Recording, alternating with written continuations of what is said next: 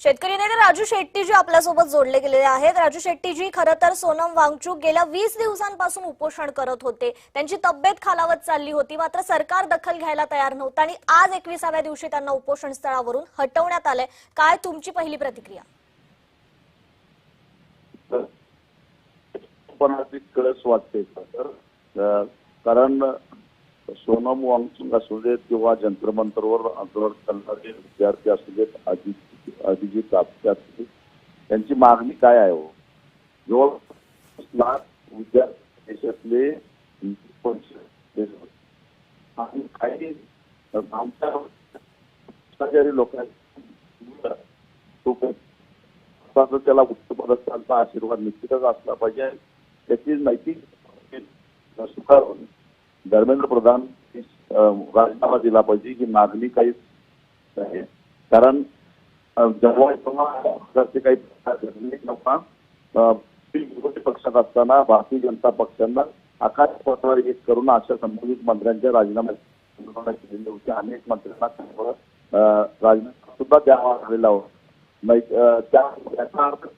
त्या जबाबदार भाग नाही, परंतु कदर करून त्या काळामध्ये जे कोणी मंत्र्यामध्ये होते, परंतु धर्मेंद्र प्रधान किंवा त्यांना पाठीशी घालणार ते इतके निर्लज्ज झालेले आहेत की यांना काही वाटत नाही। गेल्या दिवसामध्ये सोनम वांगचुक यांची वाटलं नाही, विद्यार्थ्यांची चौकशी करावी अशी वाटलं नाही आणि आता अचानक तब्येतीचं कारण सांगून, प्रकृतीचं कारण सांगून जबरदस्तीनं त्यांना दवाखान्यामध्ये ऍडमिट करणं म्हणजे एक प्रकारे हा कटाचाच एक भाग दिसतो।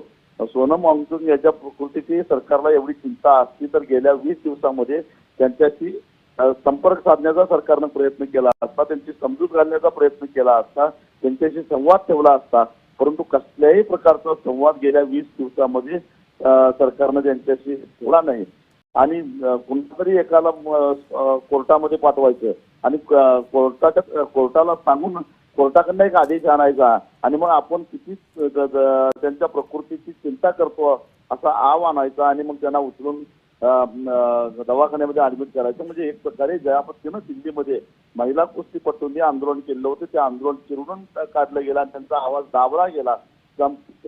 तशीच परिस्थिती इथं निर्माण झालेली आहे आणि तीच कार्यपद्धती वापरण्यात आलेली आहे, पण हे सरकारला जड जाणार आहे आणि याच्या निश्चितच प्रतिक्रिया उमटल्याशिवाय राहणार नाहीत। 20 तारखेचा मोर्चा होऊ नये यासाठी केलेली ही केवलवारी धडपड आहे, परंतु सरकारने कितीही दाबण्याचा प्रयत्न केला तर या देशातल्या विद्यार्थ्यांचा, या देशातल्या न्यायावर विश्वास असणाऱ्या, संविधानावर विश्वास असणाऱ्या सर्वसामान्य जनतेचा रोष ते दाबू शकत नाहीये। जी निश्चितच राजू शेट्टीजी, धन्यवाद आपण दिलेल्या या प्रतिक्रियेबद्दल।